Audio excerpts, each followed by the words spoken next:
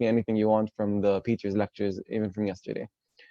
So yeah, with this said, let's just go ahead and start. He puts a little revision for you guys here. So question number 1, he says, in the independent samples t-test, remember, independent means that there's a person in one group and another person, completely different person in another group. So A is not correct. Each person acts as their own control. This would be the dependent samples t-test. B, there are different participants in the two treatment groups. That sounds nice. The same participants in the two treatment groups. This is, again, dependent samples t-test. So the answer should be B. Yeah, all of you are saying B. So question number 2. This is just theory. P-value is calculated in a test by dividing the difference in means by what?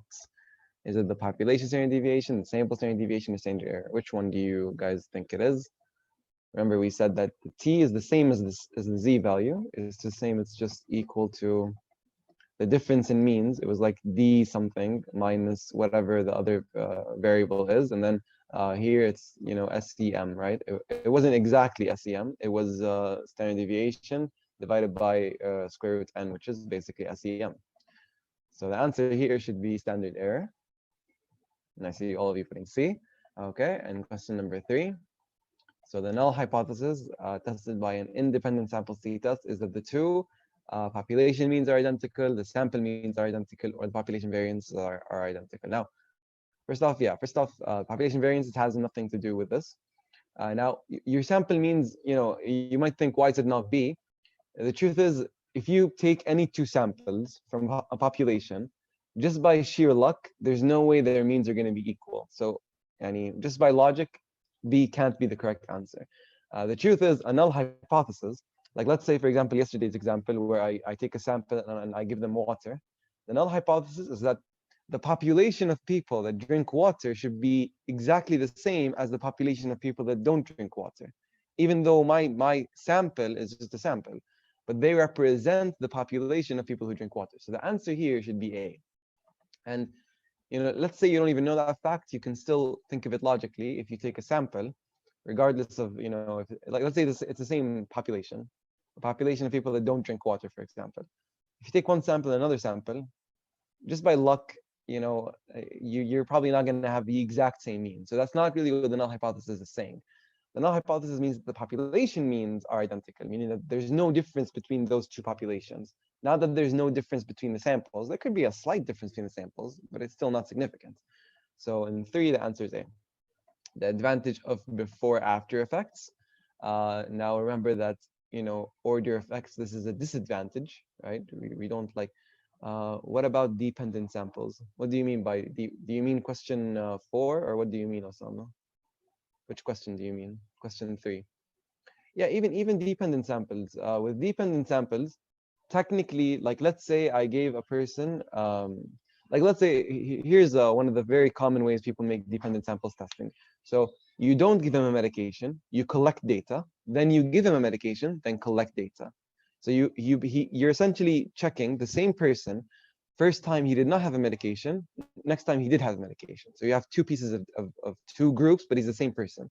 So the first time, basically, yeah, this is the same as before and after. So the first time, he represented the population of all the people who don't take the medication.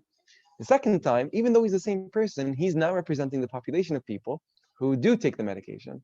So it's the same thing. The null hypothesis, its exact definition is that both populations are exactly identical. They have the same mean, and there should be no difference between those populations. So now let's focus on question 4. The advantage of before and after effects. So, order effects are a disadvantage. It's not really an advantage. The variability between participants is removed from the analysis. Remember this? I was actually talking about this yesterday. I was saying that there is essentially, the variability from the same person taking the medication and then the next medication, it's non-existent. So this looks like a good answer.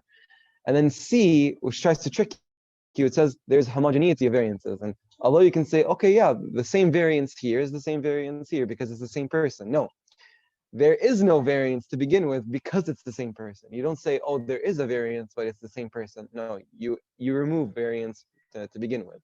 So the answer here should be B, right? It's B and then C and then A and then B. So this is just a little revision. Now we're starting with ANOVA. Now, before I show you the slides, because I admit it can look a little confusing. I think the best way is to switch to the uh, to the whiteboard that I keep drawing on. So let's do that, and then share screen, and then pick that, and there you go. So ANOVA is really simple. Basically, remember how when we have two groups, we were doing the t-test and everything, we have only two groups. One group is this, one group is that, one group is, for example, taking the medication, one group is placebo, one group has their phones turned on their head, the other group has their phones turned off. It's always two groups. You never have more than two groups. So some study designs require more than two groups. What do you do then? You do ANOVA. ANOVA allows you to compare look, although it's called the analysis of variance, it allows you to compare the means of three or more groups. You can even compare the means of two groups, but it's not ideal. Essentially, you only use it when you have three or more groups. So I'm going to show you how ANOVA works right now. We're going to take two examples. The first example is going to be three groups, and basically what I'm going to check is how long each one sleeps. So, for example, this is our second group, and this is our third group. Now, for every group, I need to give them a sort of intervention or something that makes them distinct from each other. So this group will take Nova water, Nova, right? The brand. And this group will take Aquafina, right? This group will take Aquafina. Let me see the chat. Oh, I can't see the chat. I'm sorry. So this is mostly used with more than two groups. Yeah. So yeah, you use ANOVA when you have more than two groups. If you have two groups, technically ANOVA should still work fine. But if you have two groups, it's for example, when you have a problem in your body, you don't just go to a family medicine doctor and khalas, you're happy. If it's very complicated, you're more likely to get a better solution if you go to a specialist. So this is the exact same way. ANOVA can be good for two groups, but ideally you want to maximize its efficiency. You have to use it with three or more groups, or more than two groups. Same thing. When it's two groups, you use a t-test. T-test is more specialized with two groups than if you use, for example, ANOVA. So just as a very simple rule that you should always follow, three or more groups, ANOVA. Two groups, usually use t-tests. And there's a lot more tests, but just for the time being, these are the main ones that you need to know: t-test and versus ANOVA. So let's keep continuing with this example. So these guys will take Aquafina, and then these guys will take, I don't know, Variance. Okay, Variance. So these guys will take Variance, right? So then what I'm going to do is I'm going to analyze which water could possibly make them stay up longer or stay up less. That's my hypothesis. So my hypothesis is that one of the waters will make them, or possibly one of the waters will increase or decrease sleeping time significantly. The null hypothesis is that none of the waters increase or decrease. None of the waters have any effects, right? That's the null hypothesis. And my research question, although you don't need to know what research question is, my research question is, can one of the waters increase or decrease sleeping time significantly? So let's say in each group we have 5 people. Okay, in each group we have 5 people. So let's look at the results. Now, everyone, the average for sleeping is 8 hours. So I'm going to consider that as my null value. I'm going to set that as 0. If he sleeps 9 hours, I'll consider that +1. If he sleeps 7 hours, I'll consider that -1, so on and so forth.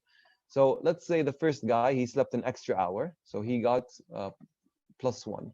The other guy, he slept an extra 2 hours, okay, he got 2. The third guy, he slept 8 hours, so he's 0. Fourth guy, let's say 2, and the last guy, for example, is -1, okay? He slept 7 hours. Then these guys, for example, he slept 2, he slept 1, he got 1. These guys are -1, and then another, for example, -1. Okay? And then let's say again, none of the water brands have any effect on sleeping time. Yeah, I'll give you the reality. The reality is that none of the waters affect sleeping time, but we don't know the reality. I'm trying to find out using ANOVA. So this is how ANOVA works. I'm collecting data right now. So now I went to the last group. So he got a 1. This guy got a -1.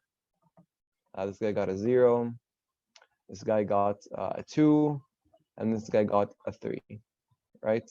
Okay, so now on the surface, without even doing any calculations, it already looks like none of the waters are affecting sleeping time. It looks like they're all regular, right? So how would ANOVA work? First off, ANOVA does two things. There are two very important things when it comes to ANOVA. Something called between the group variance, which basically analyzes the variance between the groups. So how does the variance in this group differ from this group? How does the variance from this group differ from this group? And then there's something called within the group variance. So for example, notice how even though these guys are all taking the same water, sometimes there's variance between them. And variance could be due to a number of reasons, namely two that we're really going to talk about. One is just measurement issues. So for like blood pressure, for example, here we're measuring sleeping time. So maybe like they slept 8 hours, but like 8.5 hours, but we marked it as 9. Oh, that's a mistake, you know. So sometimes you can have incorrect measurements. The other, possibility is that people are different. Some people sleep longer, some people sleep less. That's everyone's different. Sometimes even people are different in terms of their genes, and this can cause, drugs to work differently. So, people that are taking the same drug, they don't have to have the exact same result because people are different. That's something very common it's something very obvious for you to understand. So, this is called the within the group variance, right? And this is called within the group variance again, and this is called within the group variance. Between the groups, this is called between the group variance. Now, how do you find the between the group variance? Basically, we find the mean. So here we find the mean. Let's say the mean was, I don't know, 0. Okay, it doesn't matter, 0. And then here the mean was like 0.5. It doesn't matter too much. And then here the mean was like 0.2. Okay, so we found the means of all these three groups, and here are the means. You can notice that all these three values are very close to each other, right? Now, what does this idea suggest? It suggests that, hey, the variance here is minimal, the variance here is minimal, and the variance here is minimal. And even when you go between the groups, the variance is still minimal. That means that even if we switch treatments, nothing's happening, right? Okay, so this idea needs to really be important in your mind. That here I can without any calculations, I'm sure that all of you can agree with me that if we actually did do analysis on these and calculated everything, it would end up being not significant. None of the waters, blah blah blah blah. We would accept the null hypothesis, and that would be true because I told you at the beginning of the reality is that it's true. Yeah, Faris. I'll repeat, but the example is still not over. I'll repeat, but the example is still not over. There's still a second part to it. So for now, just understand this. Understand that, hey, there's no variance here. There's no variance here. There's no variance here. And even when you compare between the groups, there's no variance. So the way we understand that is that, hey, between, within the groups, nothing's happening. And between the groups, nothing's happening. So, this gives us an idea that when you go from one group to the other, when you go from Nova to Aquafina to Bahrain, there's still no difference. So this gives us an idea that the waters don't do anything, right? Because the only difference between the guys taking Nova and the guys taking Aquafina is pretty much the water, right? So just keep that in your head for a second. Let's take a second example, and I'll make this one a bit more obvious. So we concluded that water doesn't work, yada, yada, yada, and we thought that, hey, none of the waters did anything. So now we're doing a second experiment. Now I have three groups. The first group, they will take Nova, and it's the same experiment. I'm checking, I'm checking sleeping time, yada, yada, yada. The second group is taking tea. Whoops, sorry. Second group is taking tea. The last group is taking coffee, okay? So the first group, here's what they got. They got -1, he got 1, he got 0, he got 2, and then -1. Then we calculated their mean. It became like, I don't know, 0.2. Okay? The guys with T, they stayed up a bit longer. They stayed up, for example, oh, he got a 3, this guy got a 5, this guy got a 6, this guy got a 4, and this guy got a 7. So we calculated their mean. And then when we found out their mean, let's say they got a mean of 5. The guys with coffee, one guy stayed up like 9 extra hours. One guy stayed up like 8 extra hours. One guy stayed 10 hours. Another guy was like 7. And another guy was like 10. Then we found the mean, and let's say just for simplicity, it was 9.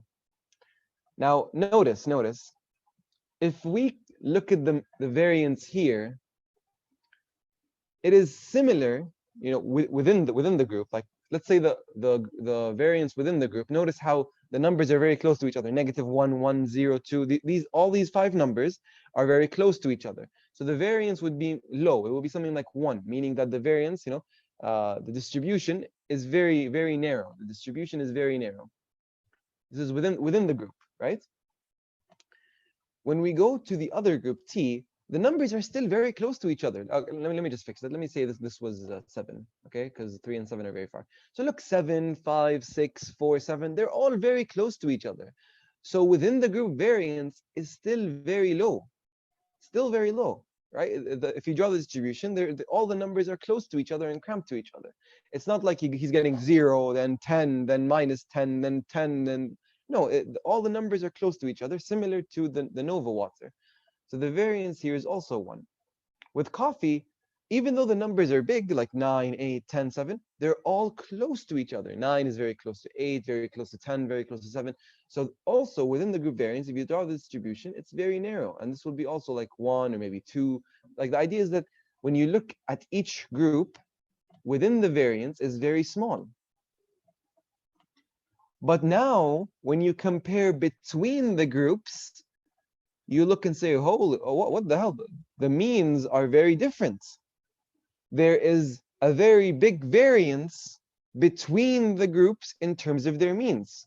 That's what between the group variance means. It doesn't mean we're analyzing the variance between the groups. It means we're looking at the means between the groups. And is there a lot of variance between them or a little variance between them? Here, there's a lot of variance. Look at how here they have almost a mean of 0.2. Here they have a mean of 5, and here they have a mean of 9. So if we did analysis here, it would tell us there is significance. And it makes sense. Look, here they're not sleeping that much. Here they're sleeping an extra like around 5 hours.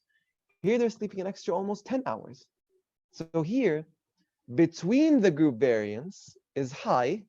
And this is telling us that the treatments are actually making a difference. Compared to the previous example, where between the group variance wasn't really making that much of a difference. They were all close to each other. So the treatments weren't making a difference. Okay. Do you all just understand this idea so far? Forget within the group variance, just between the group variance. Do you all understand that when you have a really high between the group variance, where's the chat? Okay, I'm seeing guesses. It makes sense, right? The only thing that makes a difference between each treatment, between each group, is the treatment. So if you see a big difference between each group, then that means that the treatments are working. So now, why did they talk about within the group variance? Okay, so I'll tell you why. It's because examples are not going to be as obvious as this. They're not going to be -1, 1, 0, 2, -1. They're not going to be very simple. You see, let me give you a difficult example. So let's use the same exact example, but I'll change the numbers to make it more confusing. So let's do Nova, and then we have T, and then we have coffee, okay? And let's, for the sake of it, the reality is that coffee is significant, T is significant, and Nova is not significant.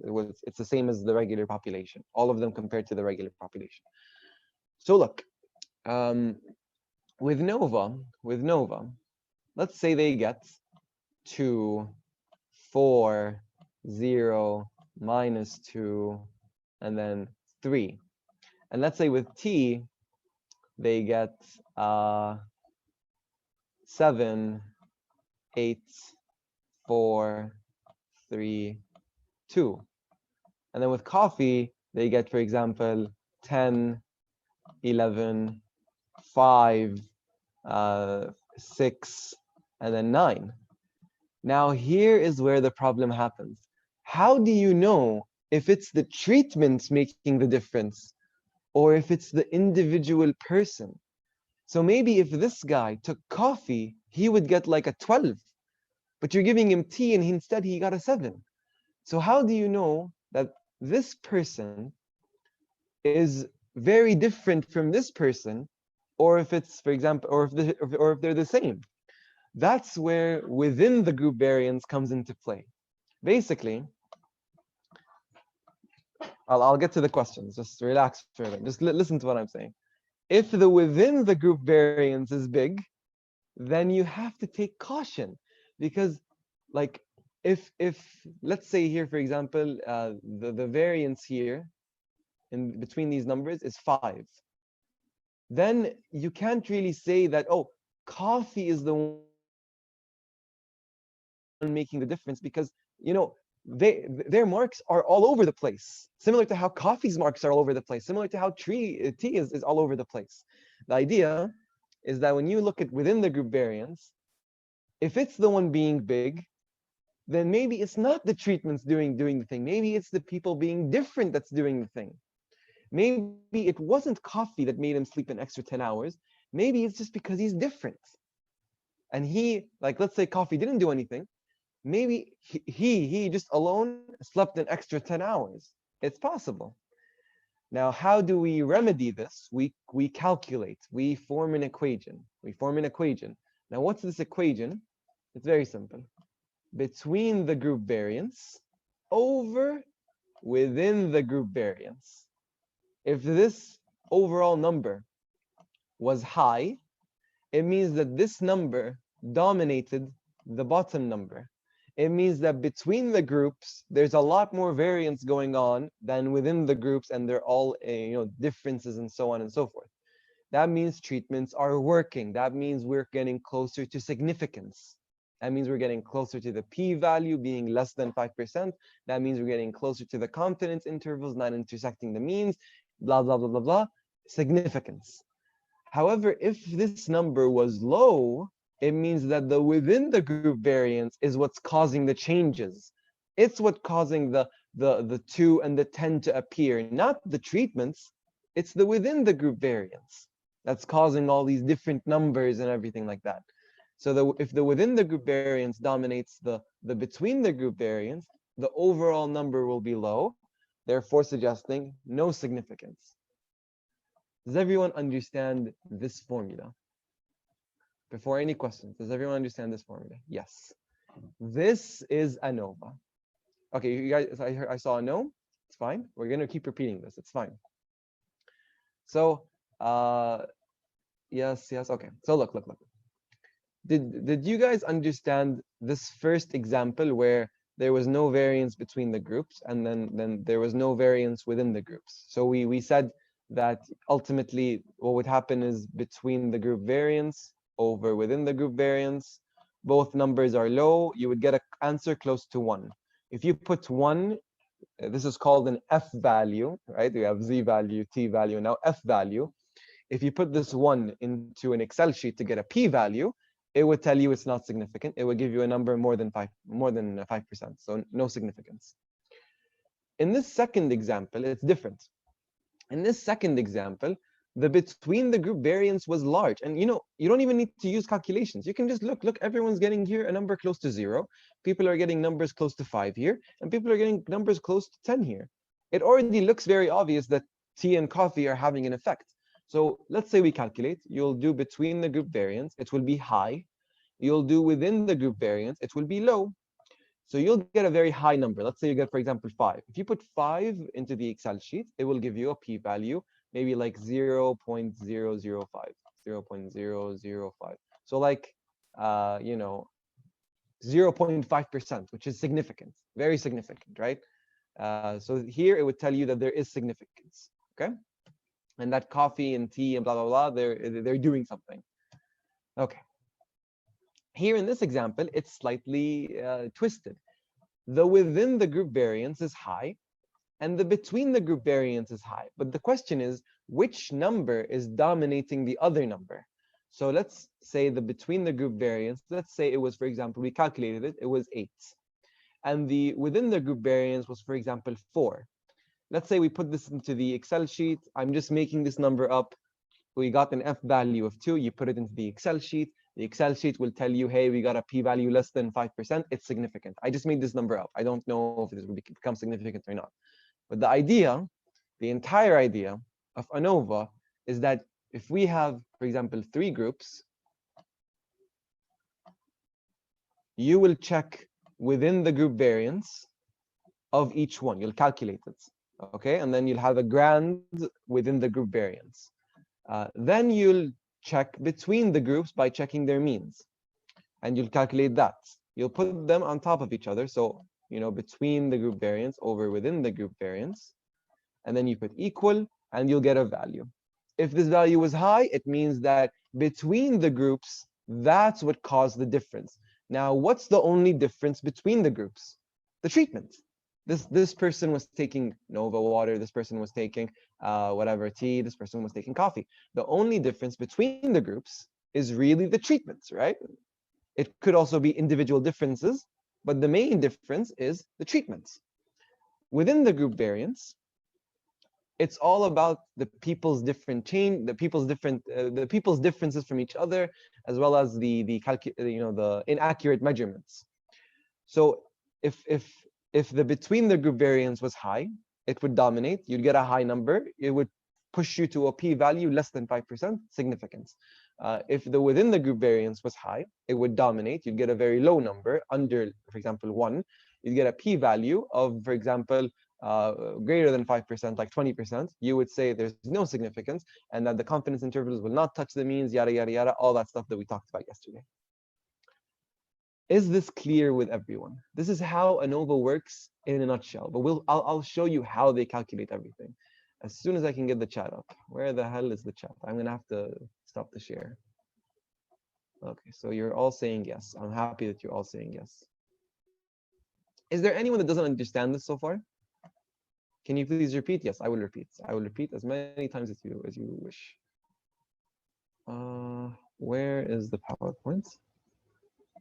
Okay, put this here. So I will repeat. So we do the equation for every criteria. You look there. You do the equation every single time, right? For any single study. Like I will give you another example now. Okay, so let's do an example right now. But I'm not gonna waste too much time on the numbers and everything. I'm just gonna give. Okay, let's just do this. Let's just do this. So here's the example we're gonna do. Let's say we're gonna use the same example. Okay, so is there a better example? Okay, satisfaction levels with actually no, it's just pain level. That's a lot better. So no treatments. Let's say our first group is no treatments. Our other group is NSAIDs, right? We give them NSAIDs. Yeah, so you need to calculate variance always. Yes, you do. So here's our second example. So NSAIDs. We took all the cancer patients, and the last group is morphine. Okay, now what's the reality? No treatment will keep their pain. NSAIDs will reduce their pain slightly, but significantly. And morphine will reduce their pain significantly, but by a very, very larger effect size. So morphine does the big magic. But now, how do we use ANOVA? How do we use ANOVA? So let's say this guy got, for example, his pain didn't change. This guy's pain increased because he's different. He could have his pain increase. This guy's pain is the same. Okay. So the variance within this group is very low, right? 0, 1, 0. All these numbers are very close to each other. So the variance within the group, we calculated it. It's like 1. Okay, whatever. It's just a random number. And with NSAIDs, let's say, for example, they decreased by -3, -4, and then -5s. Okay. With morphine, they decreased by -10, -11, and -12. Notice how all these numbers are very close to each other. 0, 1, 0 are very close to each other. -3, -4, -5 are very close to each other. -10, -11, -12 are very close to each other. Now, what we need to do now is find the means of each different group. So this mean, for example, let's say 0.5. It's like 0.3 or something. This is like -4. This is like -11, right? So now, within the groups, there's not really much variance going on. Within the groups, all the variance is sort of similar, right? If you go into each single group and check the variance inside them, there's not that much going on, right? 0, 1, 0, all that same. -3, -4, -5, all that same. -10, -11, they're all sort of very close to each other. So within the groups, there's not really that much going on in terms of them being different from each other, right? There are slight differences, not really that much going on. But between the groups, oh, hey, look, we have a lot of difference, a lot. Look at this, -4, -11, yada, yada, yada. Lots of variance going on. So just by looking, no calculations, no nothing, it already looks like NSAIDs make a difference. Just because the only difference between these guys and these guys is the treatment, right? Notice how the variance is still there, but it's not causing this huge change of 0 to -3. That's not going to happen just by variance, by people being different, right? The more likely thing is that NSAIDs is doing it. And same thing with morphine. Okay, maybe if you put this guy here, he will still be -10 here. Maybe it's possible, but it's very unlikely. And that's why I'm just telling you that within the group variance for this example is very low within each single group. We found the global, or the grand within the group variance, and we found it's like 1. We found between the group variance, and it was like 8. So now we do our formula. 8/1 equals 8. You put 8 into the Excel sheet, you'll get like 0.000000000001. That means it was really significant, really significant. Okay. So before we go to all the questions, do you all understand this example? Do you all understand how we found significance with ANOVA? Yes. Okay, yes. Just the formula. Yeah. So look, we'll talk about how you calculate. We'll talk about what the formula means, why they set it up and everything. But the most important thing is that you understand the concept of ANOVA. It's that we check the variance within the groups versus the variance between the groups. Which one dominates more? Which one is a higher number? That dictates to us the p-value and the significance level, or the significance, if it's significant or not significant. So is there an ideal number we want after dividing the between and the within? So yeah, there is a specific number. I don't remember it, right? You don't have to know it. So I memorized this. Well, I was in Excel sheet and I was plugging in random numbers, trying to look for the p-value when it becomes 0.05. And the number I remember is 2.33. So if this value here at the end was 2.34, it will be significant. If it was 2.32, it would not be significant. But that's the number I remember. I don't know. I don't think that's the number right now. But that's the general idea. Okay. So, so we do the equation for every case. Yeah, you do the equation for every single study. So we need to calculate variance always. Yes, you need to calculate variance always. When plugging within each group into the formula, do we get the mean of all the groups? I'll show you how to. Do not jump to calculations. I'll show you how you calculate. It's actually much more complicated, but I'm just giving you the concept of ANOVA.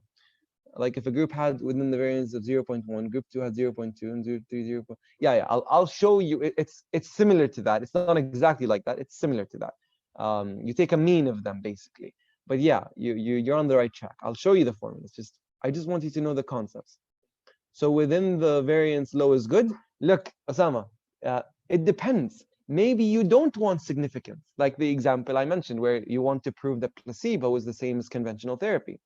Sometimes you don't want significance. So having within the group variance dominate versus between the group variance, that would be good for that study. So it depends on the purpose of the study.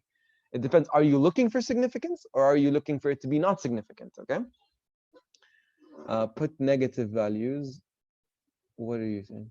Okay, just a small doubt. When you put negative values, what did those negative values mean? So what I meant with those negative values is, for example, everyone sleeps 8 hours. If he slept 7 hours, I don't write 7. I write 0. I write -1.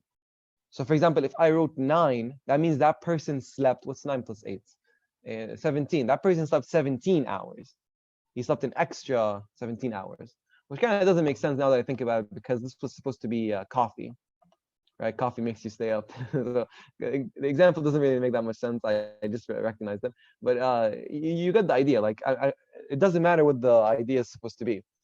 It's just that I just want you to understand that we have two main values that we're working with between the group variance and within the group variance. Based on which one dominates and the value you get at the end, you put it into the Excel sheet, and the Excel sheet will tell you whether it's significant or not. So I hope you. So which within do we choose, and when do we do the equation? When we do the equation, I'll show you when you do the equation. Okay, I'll show you everything. I just want you all to understand this simple example right now. Okay, so I was expecting we'd be very done by this part by now. Within the group variance is for every single group. Yes, I'll show you the calculation side of it. But right now, I just want you to understand the simple concepts. So let's keep all this, just in case I need to go back to it. Okay. You guys really love jumping ahead for some reason. I don't know why.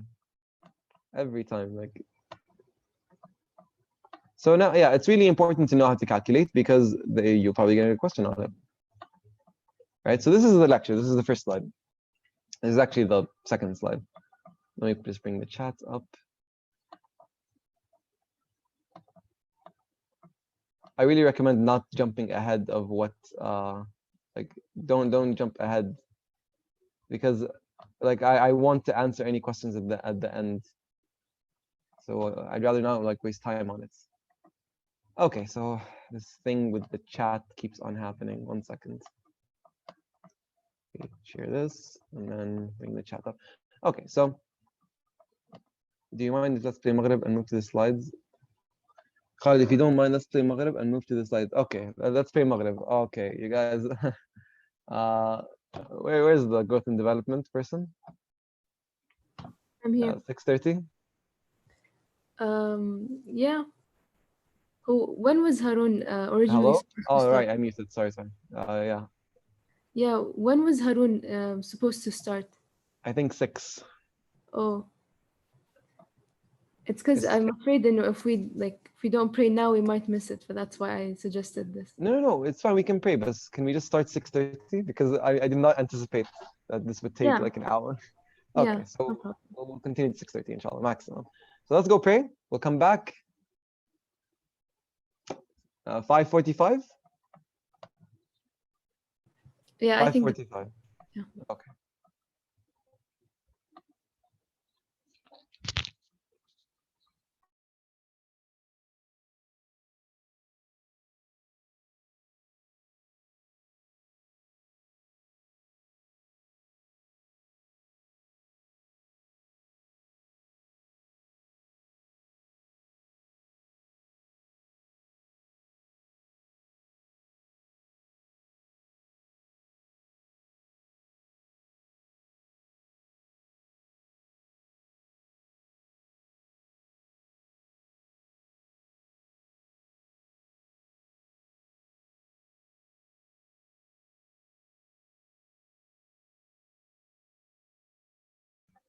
All right. It's 5:45. Let's not waste a single minute because we can finish this, okay?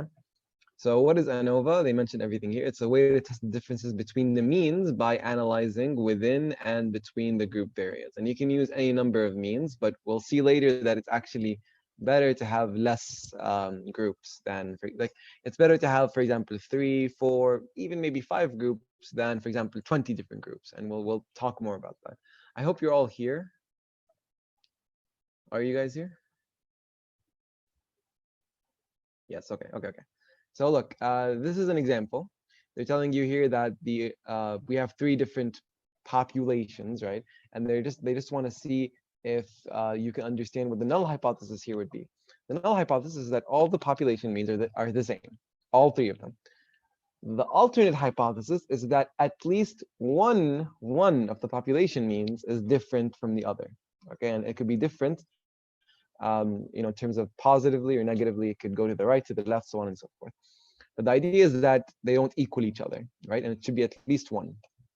So, like I mentioned earlier, the only real things that makes within the groups different are individual differences and the errors in measurement, for example, inaccuracies.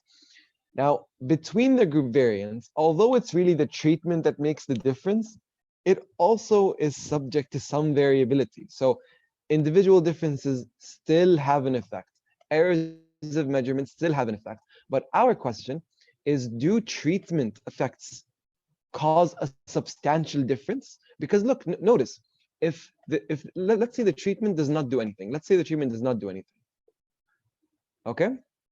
Then this and this are exactly equal. They're almost exactly correlated with each other. They're equal. And for that reason, neither number dominates each other. You'll have a final value close to 1, and that won't be significant, right? You have to reach at least like more than 2 to get significance. So did you get this? Can you appreciate the connection? Did you guys understand this? Because this is really important. Because he mentions it here. If there are no treatment effects, then within the group variability will be the same as between the group variability. And it makes sense. If you get rid of this little thing, then these two are the exact same, right? But if you had treatment effects, and if they were making a substantial difference, then this number might be much higher, or even much, not really much lower, but it will be high, and it'll dominate this number. Okay? Because remember, variability being high doesn't mean that the numbers are high. It could be that the numbers are low, but that would still be considered as high variability, right? So high variability could go either way, high numbers and or low numbers, right? It just means that the group is very different from the other group. It could be very different in terms of high numbers or different in terms of low numbers. But the idea is that if the treatments were working, yeah, by treatment effects we meant treatment doesn't do anything. Yeah, by treatment effects, the null hypothesis means that treatment effects here do not do anything. They don't do anything. Which makes sense. If they don't do anything, these numbers will be very close to each other. They'll be almost equal. When you put them on top of each other, they're going to get you a number close to 1. 1 doesn't do anything. If you put f value into as 1, it'll give you a p-value greater than 5%. Okay, that's it's a rule. So this is really important. So this is the notation I was writing before b v and then wv. That was just to not really confuse you.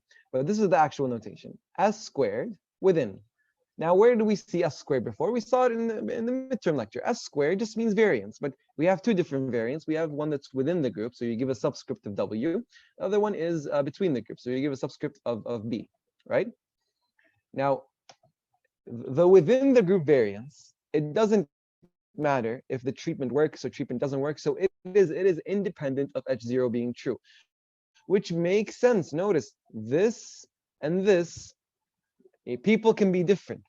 If the treatment doesn't work, people will still be different. So they will still be within the group variance. It will still be the same number, even if the treatment works or doesn't work, because that's just people are different. It has nothing to do with the medication or treatment or intervention or whatever. But between the group variance is affected by the reality. Does the drug actually cause a difference? If it does, it's going to change your between the group variance. If this exists, it will change this. If this does not exist, or if this doesn't do anything, then your between the group variance will change. It'll be low. So this is really important. This is theory. He'll give you a question telling you, for example, that the between the group variance is independent of the null hypothesis. This is wrong, right? The between the group variance depends on whether the alternate or the null hypothesis is true. Based on which one is true, between the group variance could either be high or could be low. So does this really make sense to all of you? This really needs to be like embedded in all of your skulls, because this is pure theory and he'll give you a question on this. Okay. If they are similar, you guys say no. Okay, so look. Okay. Here, the only thing that we're adding so far is that we have two things called between the group variance and within the group variance. Now, forget between or within. Any variance could be a specific number due to individual differences and errors of measurement. This is regardless of whether it's between the group or within the group. Regardless of which variance it is, that variance could exist because people are different or because there are inaccuracies in measurements. Do you understand this part so far? Okay. What should have said no? Okay. Now, I might enter the SAT and I get an 8. Tomorrow you enter and you get a 9. Tomorrow someone else enters and gets a 7. Tomorrow someone else enters and gets an 8. Why are we getting different results? Why don't we all get the same results? Because people are different. People have different capacities of learning. People have different genes. People have different everything. So any variability that you have inside your study is subject to an increase simply due to individual differences or inaccuracies in measurements. This goes for both between the group variance and within the group variance, because they are both variance. You can never say that the variance is 100% because of the treatment, because people are different. Someone's going to take the treatment and get an 8. Someone's going to take the treatment and get a 9. How can you explain that? The only way you can explain that are inaccuracies in measurement or individual differences, or even a combination of the two. So does this so far just make sense? Any variance could just, be different because of people being different. Variance exists because people are different. However, the difference between these two, where most of the questions will come in, by the way, is that between the group variance, you have treatments because every single group is taking a different treatment. Within the group variance, they're all the same as each other. If you take the first group, they're all taking the same treatment. They look at the second group, they're all taking the same treatments. They look at the third group, they're all taking the same treatments. So it doesn't matter if coffee works or if it doesn't work, they're all still taking the same treatment. This is why here they don't write anything. They don't write anything because even if they wrote something, they're all taking coffee. So if someone took coffee and he got an 8, and someone took coffee and he got a 9, how can you say that coffee is causing the change? No, it's them being different causing the change. That's why within the groups, there's no such thing as treatment causing the change. It's only individual differences and errors of measurement. However, with between the group variance, no, the treatments can cause a difference. Like we saw earlier, coffee was getting people into the 8s and the 9s and the 10s, but people taking water were in the for example 0, 1, and 2. How can you explain that change? Well, it could be individual differences. Sure, that has a role to play. It could be inaccuracies in measurement that also has a role to play. But the major role for causing such a substantial change is probably treatment effects. That's why with between the group variance, we have this added bonus of treatment effects. That's why they say here that the within the group variance is independent. It doesn't care if the person is taking coffee or whatever, because within that group, all of them are taking coffee. If my within the group variance is 2, it doesn't matter if I give that group water or coffee or tea or whatever, it's still going to be 2, because everyone in that group is taking the same intervention or treatment or whatever. However, between the groups, they're taking different treatments. So it depends on whether the null hypothesis is true or the alternate hypothesis is true. Because if the null hypothesis was true, the between the group variance will be low because the treatments are different. The treatments aren't doing anything. So all the groups are sort of similar to each other. But if the alternate hypothesis was true, the null hypothesis was false, then your between the group variance will be high because the treatments are actually making a difference. So what's our null hypothesis? Our null hypothesis is that all of the populations are the same. They all have the same mean. None of them are different from each other. The whatever we're testing doesn't work, yada, yada, yada. Your alternate hypothesis is that at least one of the populations is different from the other. Okay, it's different from the other, either positively or negatively or whatever. So does this independent and dependent make sense to you so far? Okay, I'm seeing some yeses. Yes, perfectly. Okay. Now he says some really important sentences here which build onto that theory that we made so far. If these two numbers are similar, if they're similar, equal in value, then we don't have a reason to reject the null hypothesis. In other words, we must accept the null hypothesis, which makes sense. If these are similar, sorry, let me erase. If these are similar, meaning that this does not work, then we will accept the null hypothesis because your f value will be close to something like 1. And if you put 1 into an Excel sheet to turn it into a p-value, that p-value will be something like 20, 30%. If you have a p-value of 20, 30%, is that considered significant? No, it's not considered significant, right? If you have a p-value more than 20%, what you say is there is no statistical significance and you reject the alternate hypothesis. In other words, you accept, there is no reason to reject, you accept the null hypothesis. Right? So if it's similar, they're similar, you accept the null hypothesis. Or the way he says it is kind of like, he twists it, it's like, there is no reason to reject the null hypothesis, which is the same thing, right? It's the same thing. However, if the between the group variance dominates, if it's a very high number when compared to within the group variance, then the difference between the groups means that it's contributing to the variance. It's contributing to a very large difference between each group. That means that we should reject the null hypothesis. right? So does this make sense? This is incredibly important for theory. This is incredibly important for most of your MCQs. Because really, he might just give you one question. Osama, you said no? Basically, remember the problem is, I remember you said, yeah, because the drug, for example, is effective. Yes, Lemon, because the drug example is, yeah, Osama said yes, okay. Because look, I'm going to ask you all right now.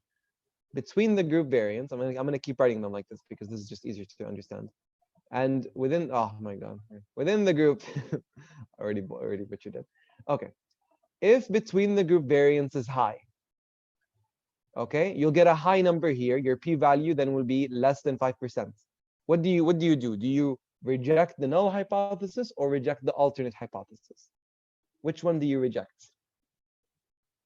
Reject the null hypothesis. You see, this is how he'll give you questions. He'll tell you, for example, between the group variance was increased substantially more than within the group variance. Which of the following actions must be taken? And he'll write for you, reject the null hypothesis, accept the null hypothesis, accept the alternate hypothesis, and then let you pick. And then you have to pick the right answer. So what if this number and the number above it are sort of equal? Then what do you do?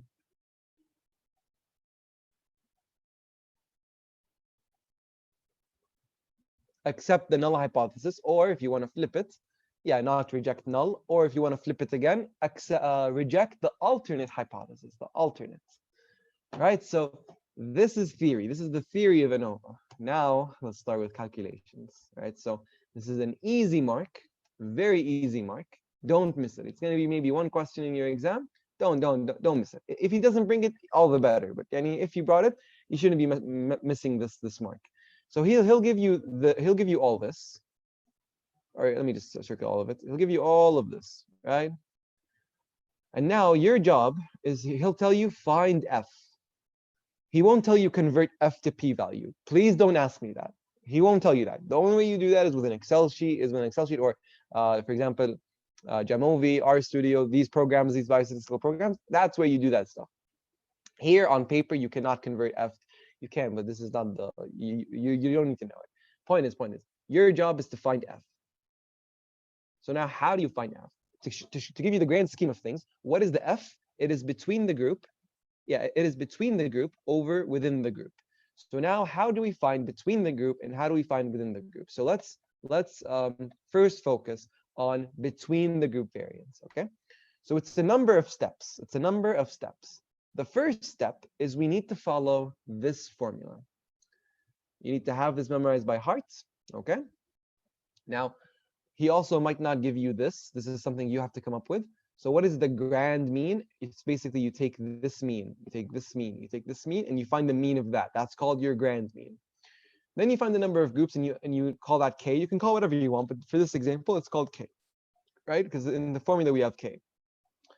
And in this example, we have 3 groups. So k is 3. That makes sense. Number of scores in each group. N equals 9. Now, n, I always see this problem happening. N is not your number of groups. K is your number of groups. N is something differently entirely. We'll get to it soon. Okay? It helps us find the between the group variance, but we don't use it in the first step. Your first step is using k, which is the number of groups.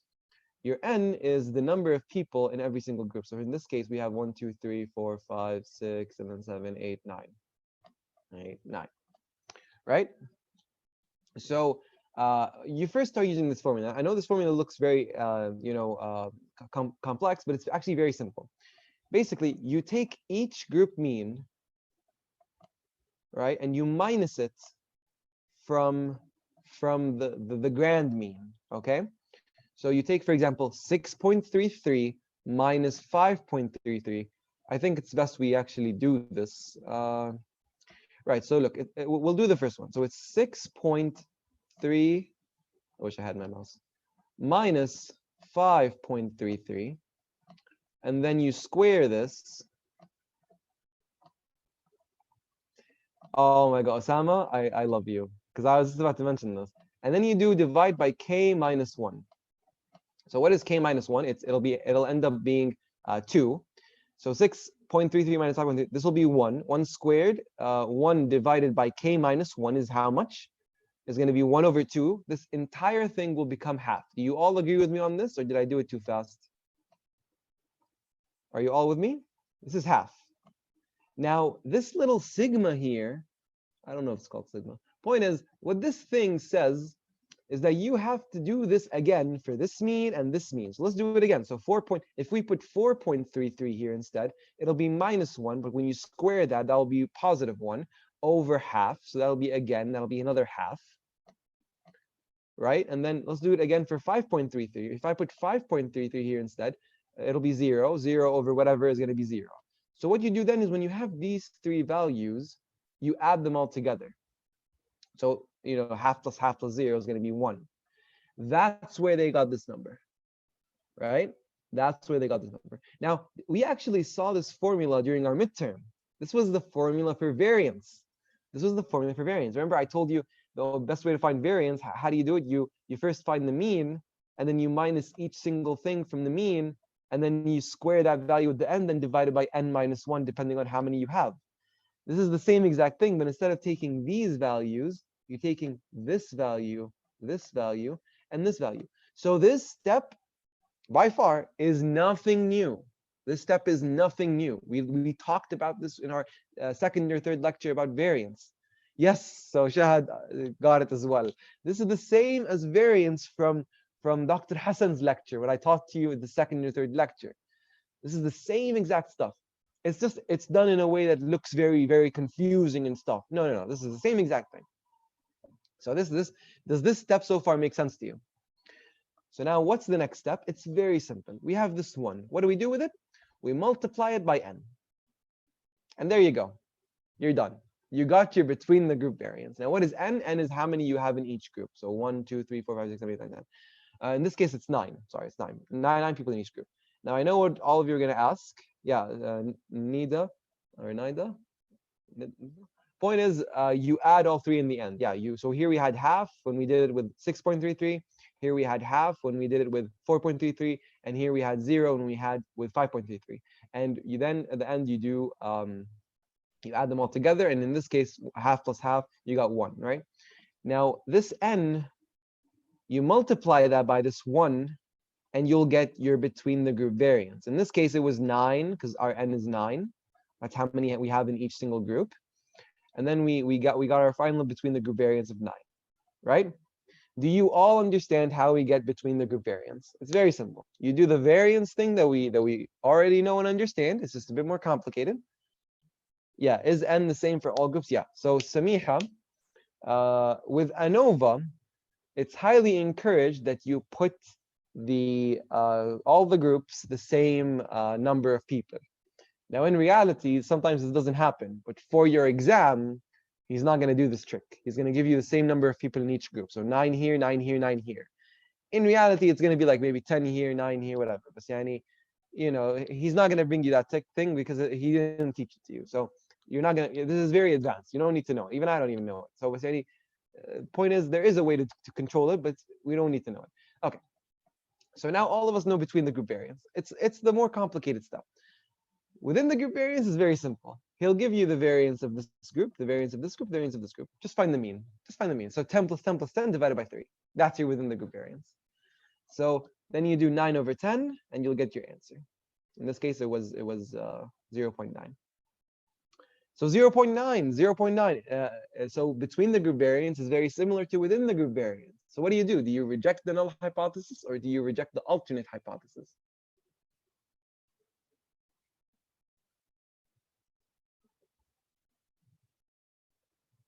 You reject the alternate hypothesis because this will give you a p-value that's very close to or higher than 5%. So you reject the null hypothesis, so on and so forth. Do you all sort of understand this? Let's take another example. So here he changed the means. Look, here the mean is 8.33. I didn't. Okay, Marwan, not the last point. Okay. So the last point basically. Okay. You didn't get the last step? How does the f value tell you it's not significant? Okay. Ghadir, yeah. I know I really went fast on this. I'm assuming that's where I lost all of you. So look, I do not have a software besides Excel sheet that tells me what the f. Look. See, I mentioned this earlier. I told you no one asked me how you turn this number to a p-value. So now I know what you're asking. You're like, Khaled, how are we supposed to know during the exam? He's not going to ask you that. He's going to ask you, calculate f. He won't tell you what do you do then later with f. But I'm telling you right now, practically what you should do. You put this 0.9 into an Excel sheet. The Excel sheet will take it and tell you, okay, this is 30% p-value. Then you interpret it, okay? So he might give you a little trick. He'll tell you an f value came, which was like 0.9. This corresponds to a p-value of 20%. What does this p-value? What is the next step? And then he has choices like reject the null hypothesis, accept the alternate hypothesis, so on and so forth. Then you pick. So I can know if it's significant or not. Yeah, if you only have the f value, you can't know. You can't know, right? You can't, right? Reject the alternate. Look. I need to really make this clear. If the f value was like 10, you don't need Excel sheet. That's very easy. Khalas. 10 means like it's 100% significant. P value is going to be like 0.000000005. Okay, Marwan. Look, guys, stop asking questions. Relax for a second. Relax, because I know what you're all asking about. Okay. There is a specific value for the f that is the cutoff. Dr. Hassan doesn't want you guys memorizing that cutoff. He doesn't. Like, there's no point in memorizing that cutoff because no one memorizes that cutoff. People only memorize the p-value being 5%. That's the one they memorize. That's only the one they memorize. So during the exam, he will just tell you what is the f value, calculate it. However, he might tell you that, hey, we got this f value, which gave us a p-value of 2%. What is what is the step that we need to do now?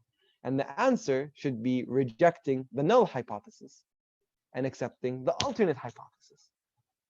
I'm not saying anything new. This was everything that we talked about yesterday and the day before. The idea that you're all confusing with is that, Khaled, how did you know that f value is 0.9? It tells you that the p value is, I'm just kida, I know because I know that 0.9 because I know that oh my god, because look, because I'm following this. Like, this is how I know, because if between the group, if this number and this number are similar, then most likely the alternate hypothesis will be wrong and the null hypothesis will be correct. I'm just following this rule, which is a very simple rule. It doesn't have anything to do with numbers, right? If your f value is like 5 is huge. Like, the cutoff I remember for the f value is like 2.33, but I don't know if that's correct or not. I'm not sure, but I don't use that cutoff. I just know, okay, it's a number around 2. So if I got an f value of 1,000,000, I know it's going to be significant, right? I don't need Excel sheet to tell me that it's going to be significant. If I got an f value of like 5, 6, 7, I know it's significant. I don't need Excel sheet.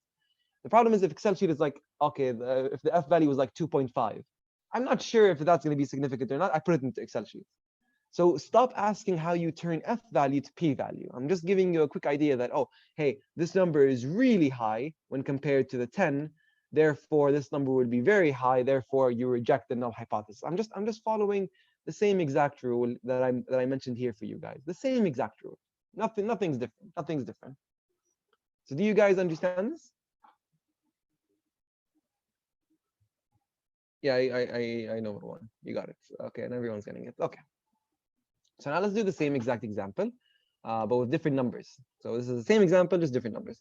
Let me erase all the ink. Okay, so we're gonna do the same thing. Our grand mean, you take this mean and this mean and this mean, you divide them by 3, you add them together, you divide them by 3, you got this grand mean, right? It's 5.67. Okay.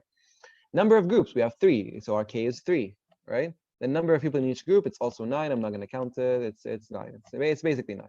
So n equal 9. Our sampling variance is going to be the group mean. So let's do this. 8.33 minus 5.67. Right, and then you square all that, and then you divide it by k minus 1, which is 3 minus 1, which is going to be eventually 2. Let's actually do this because I want to see what it's going to be. So 8.33 minus 5.67. So I got this value, 2.66, and then you can square it, but you have to like use your this. Okay, where's the hell the square? So I got 7.07. I'm going to divide by 2. So that's the first value that I got. I think this is the value everyone got, 3.5378. And then you'll probably get the same value with this one, the 3.33, since it's similar to the 8.33, just negative. So I'm going to do times, actually, point is, you're going to get a value very close to this. I'm too lazy to do the actual calculation. But yeah, you're going to get a value very close to that, and that's going to be your answer, right? 2.67, 2.66. Let me just make sure. 3.33 minus 5.67. Yeah, 2.33 and 2.34. So very close, very close. And then you have 5.33 minus 5.67. Yeah, I'm sure if you do it, it's going to be very close to this value, right? So let's say you did that step without any calculation mistakes, and you got 6.33. Now, what's the next step? Is that your between the group variance? No. You multiply that by n, and that answer will be your between the group variance. In this case, they multiplied it by 9, so 9 times this, you'll get 57, and then that'll be your between the group variance. What about your within the group variance? It's going to be 10, 10, and 10. That's going to be 30. You add them all together, then divide them by 3. You're going to get divided by 3, then you're going to get 10. And then this is your between the group variance. This is your within the group variance. You're going to get an answer of 5.7. And you answer that during the exam, 5.7. Okay? So do you all understand the calculation side of it? Is someone, yeah.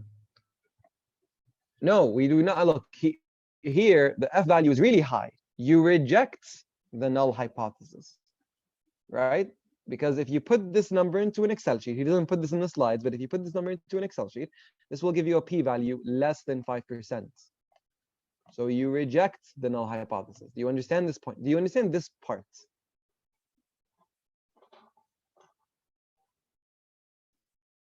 Yes, I know it's confusing because he's not telling you how to convert F to p-value, but this problem will not happen in the exam. Right? He might give you the results and then give you the p-value along with them. Don't use the f value. Use the p-value to make your decision, right? So that is ANOVA. That is ANOVA. We're done with ANOVA.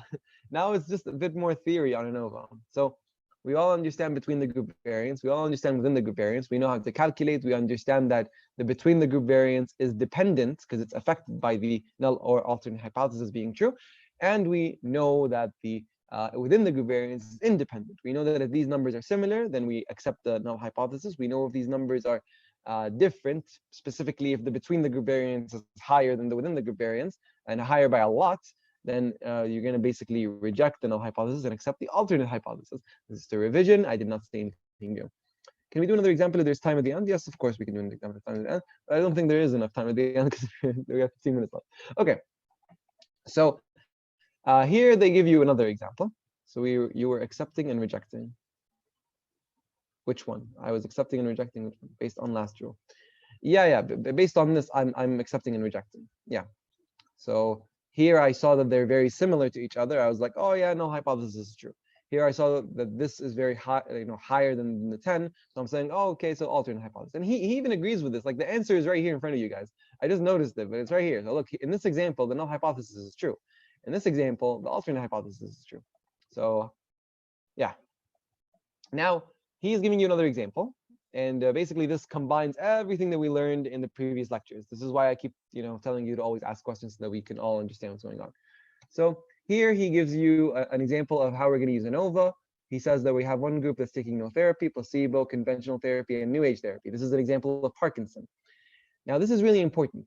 If you do ANOVA on all of these, I'm going to circle all of them. If you do ANOVA on all of these, and if your F value tells you it's significant, this is really important. The only thing that you can know is that one of these therapies, one of them, only one of them or more, at least, sorry, that's the word I want to look for. At least one of them, when compared to another treatment, is significant. So that's important. Now, or that no therapy does not work, or that your sentence is kind of like double negative. So I don't really know how to comment on that. But like the idea is that if it was significant, basically you see we can look. Let me show you how crazy it is.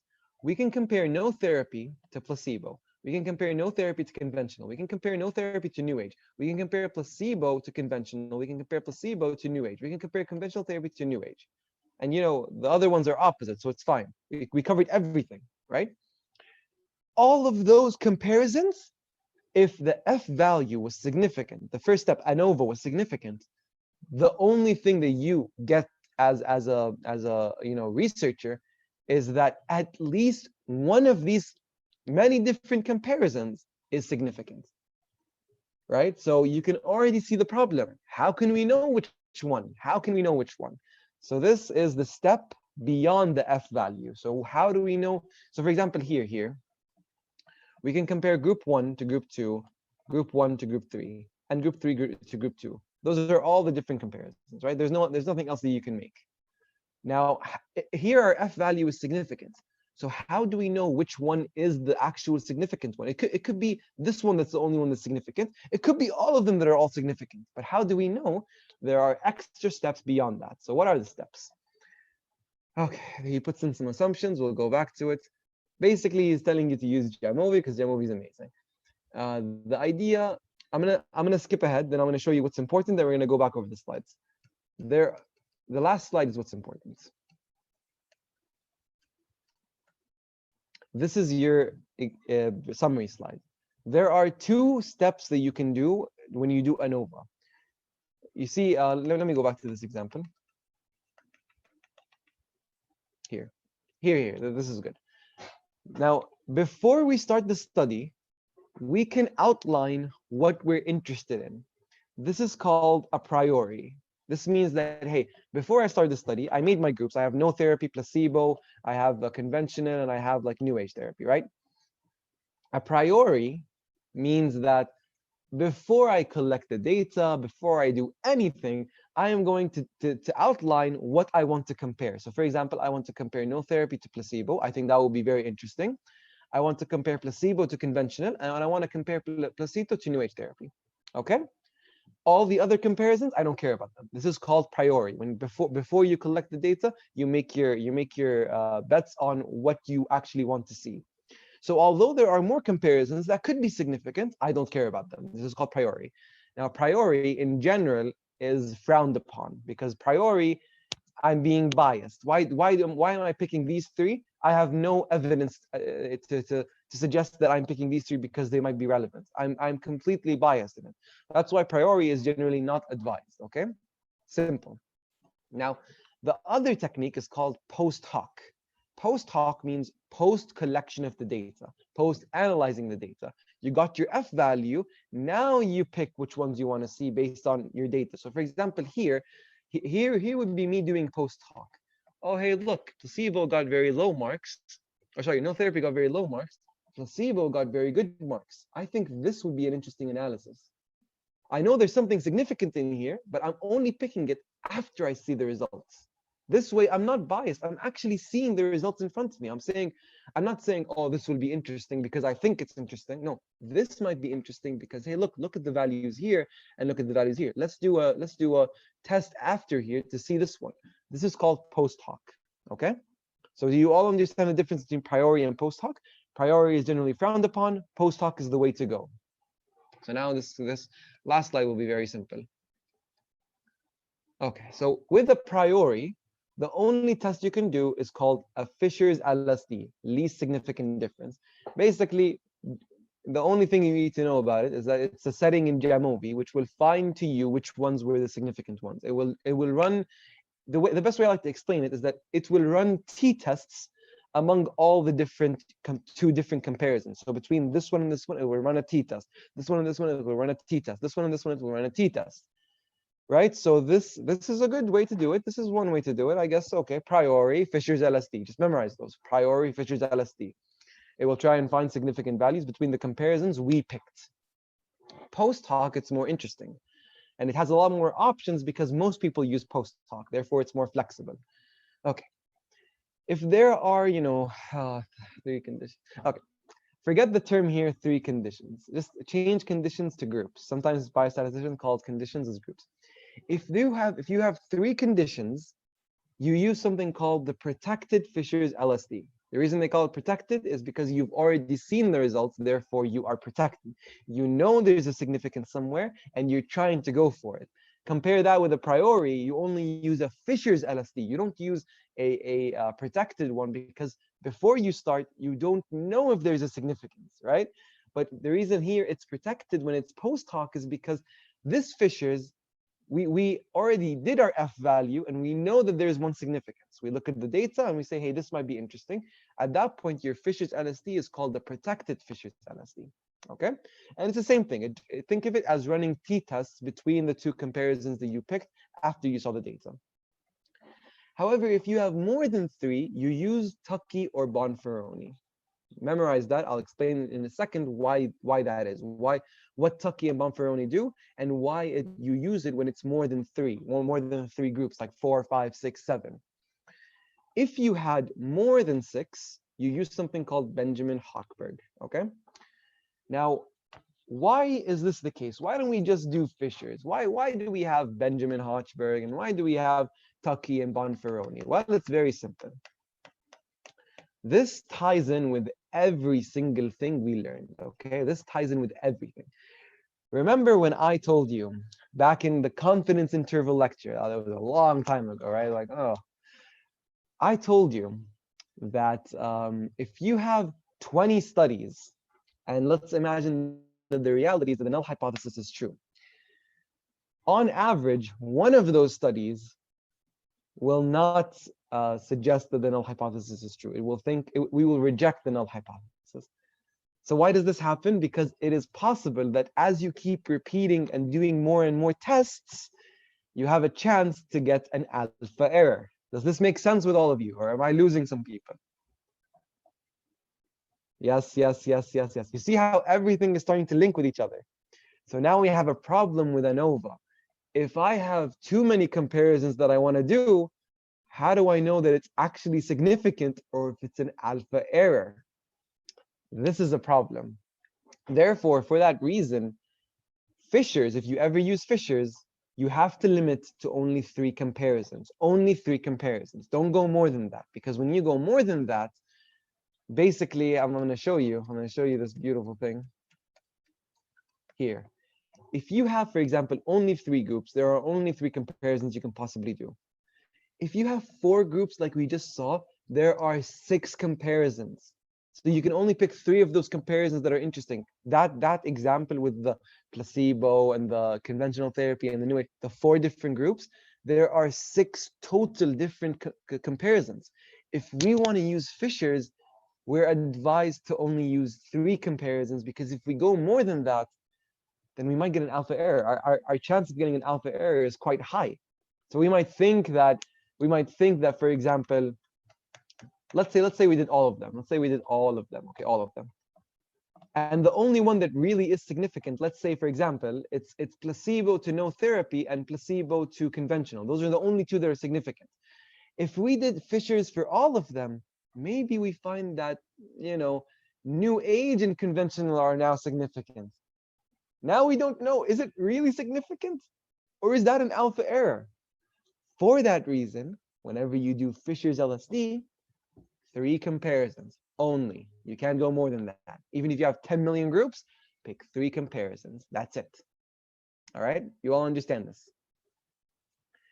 Now, he gives you, now let's continue the slide. So he gives you some assumptions, all the participants selected at random, and then it will be accurate. Yeah. If you pick 3 comparisons, you can trust whatever significance it comes. It could still be alpha, but the chance of getting alpha with picking 3 comparisons is less than the chance of picking 4 comparisons. So that's the whole idea. 3 is fine, but an alpha level being higher than that is terrible, right? So that's the idea.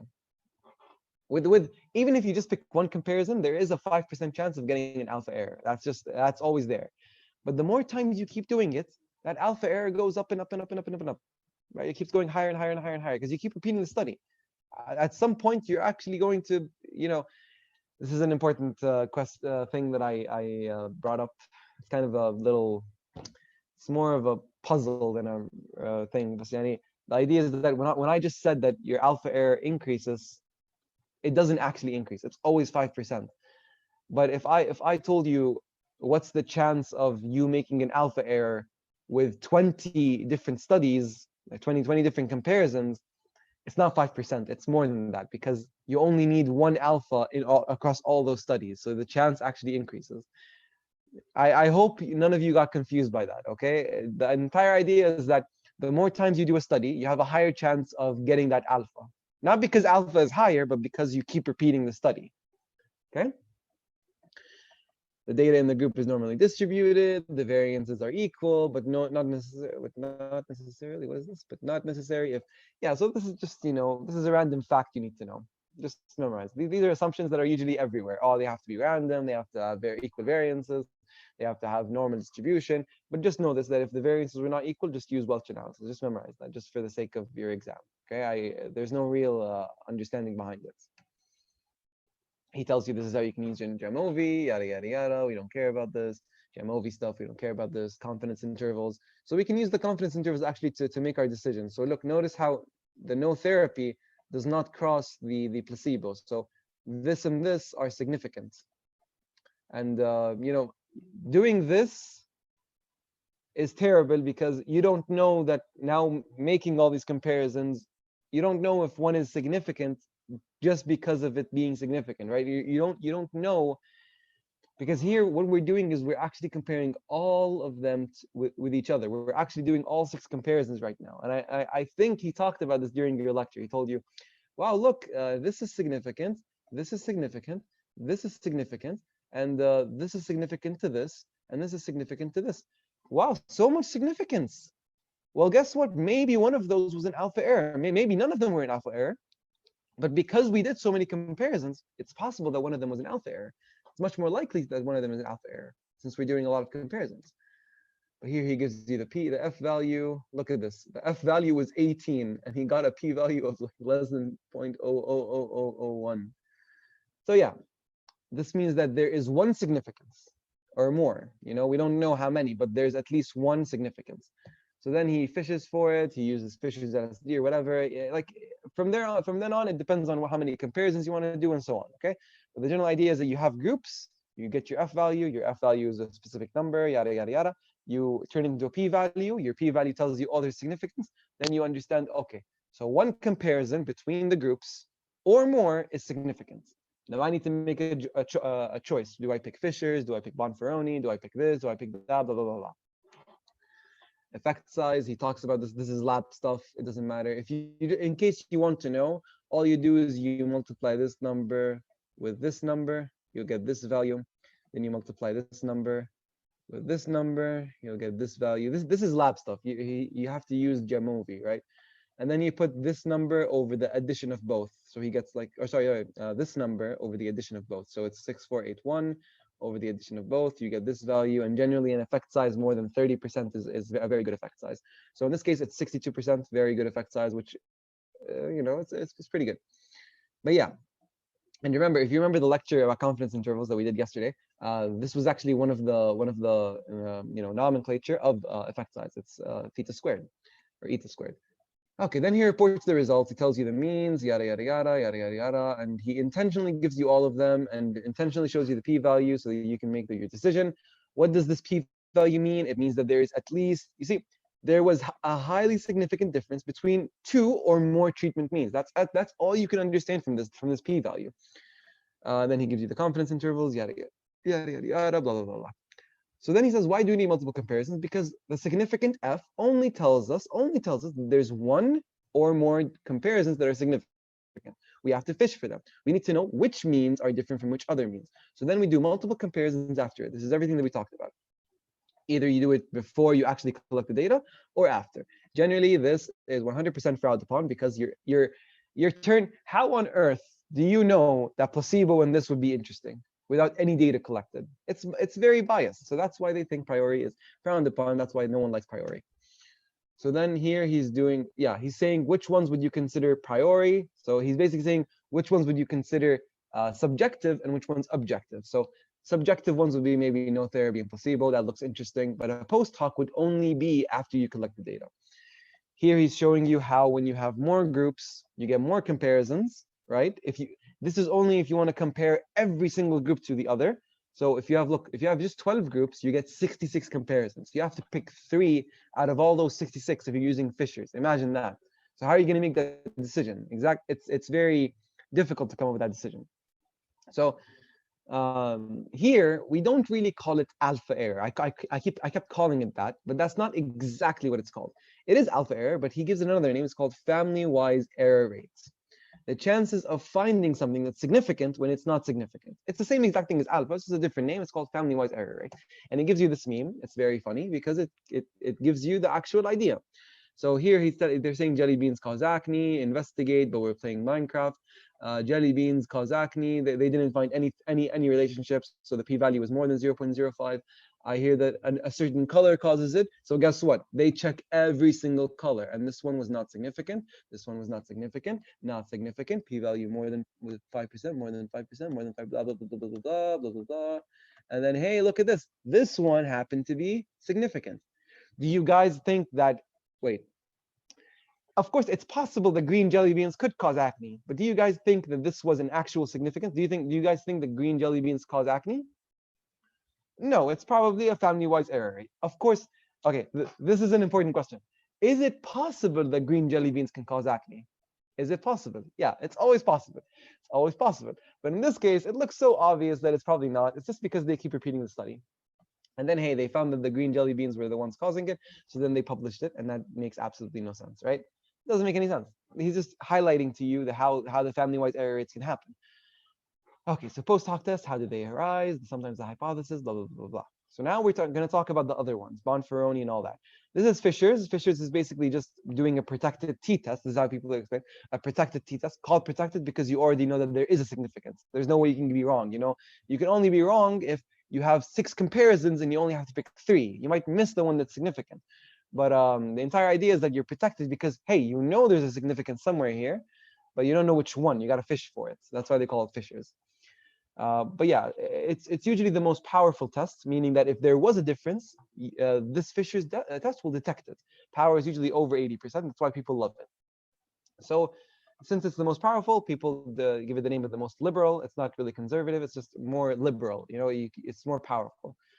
Okay, now Tucky. Now Tucky, all you need to know about it, it's not explained how, but if you have more than 3 groups, if you have more than 3 comparisons,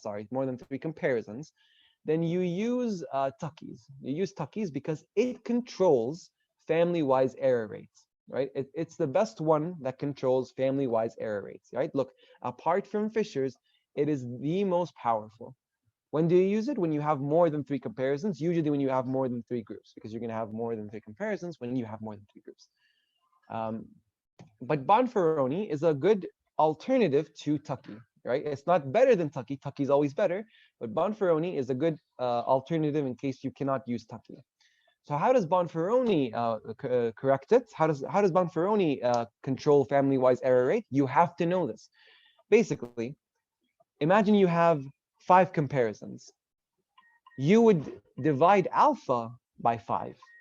If you have 10 comparisons, you divide alpha by 10. Therefore, as you make more comparisons, didn't I tell you that your chance of getting an alpha increases? So how do you compensate this? Your alpha actually decreases. By alpha, I mean 5%. Yeah, so alpha, which is 5%, it decreases the more comparisons you have to do. And this makes sense because as you have like 6, if you have like 10 comparisons, you might get an alpha error. So how does Bonferroni correct for it? It divides alpha by the number of tests you're going to do. So if you have 10 comparisons that you're going to do, it divides alpha by 10. So you're going to have alpha become, for example, 0.05, which is like 0.005, which is like, I don't know, like 0.05%. Imagine an alpha of 0.05%. Yeah, increased comparisons decrease the alpha, right? So that's how Bonferroni, but he might tell you, would you want to use Tuckies or Bonferroni? Tucky is always the answer. Tucky is the one that is better, right? But Bonferroni, He's not going to ask you how does Tucky's control family-wise error rate. It's not mentioned in the slides. But for Bonferroni, it is mentioned. You have to know that with Bonferroni, it divides it by the number of tests you do. With that said, he gives you some Jamovi. He gives you more Jamovi. This is an example of Fishers, yada, yada, yada. This is just lab stuff. More lab stuff, more lab stuff, more lab stuff, yada, yada, yada. He gives you a way to summarize everything. He gives you priori and post hoc. This is a beautiful summary. For Benjamin Hochberg, he doesn't really talk about it much. He just says that if you have more than 6 comparisons, you use Benjamin Hochberg, right? Memorize that. There's nothing here that says how Benjamin Hochberg controls it. No, nothing like that. This is I'm sorry to say it. This is the one time I will say it to you guys. You have to memorize these. Just memorize them, and I'll give you a quick summary behind them. Fishers, 3 comparisons. What is it? It's like t-tests between the comparisons that you find interesting. Could be priori or could be post hoc. With post hoc, if you choose it, it's called protected Fishers LSD. Protected because you know that there's significance and you have to fish for it. With post hoc, you have other options. For example, you have Tucky. It's the strongest one aside from Fishers. Or you have Bonferroni. Bonferroni is a little bit weaker than Tucky's, but you can use it, and you have to know how it controls family-wise error rate. It does it by dividing the alpha by the number of comparisons you're going to do. If you have more than 6 comparisons, you go from Benjamin Hochberg, and that is ANOVA. I know the last part is really a lot of memorization, but there's no real understanding. This is not the point where you understand all the detail about these tests because it's way too much. So with that said, we have finished ANOVA.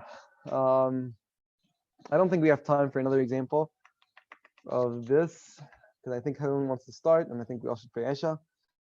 But just really quickly, like 10 minutes, if you guys have any questions from anywhere, go ahead and ask. Okay? You're all welcome. So I always no. I did not say you always choose Tucky if you have. Look. If he tells you, for example, you need to pick more than five comparisons, which of the following is the best choice, and just leaves it like that. He doesn't tell you anything else. You pick Tucky. Yes, Tucky. All right. I'm really happy that all of you know this. I'm kind of sad that it's only 30 participants, but I'm sure everyone's gonna hopefully watch these videos. So for priority Fisher, is it always for 2 groups? No. Remember, wait a minute. Yeah. Fishers, the actual Fishers test is always between 2 comparisons, like, or sorry, 1 comparison between 2 groups. So, like for example, let me show you how it's actually done. Like, you would do a Fisher's test between, for example, no therapy and placebo. What's the best way to understand and memorize the null hypothesis? Watch my videos on the null hypothesis. Watch my videos on yesterday's. I know you were there, Osama. Watch my videos again.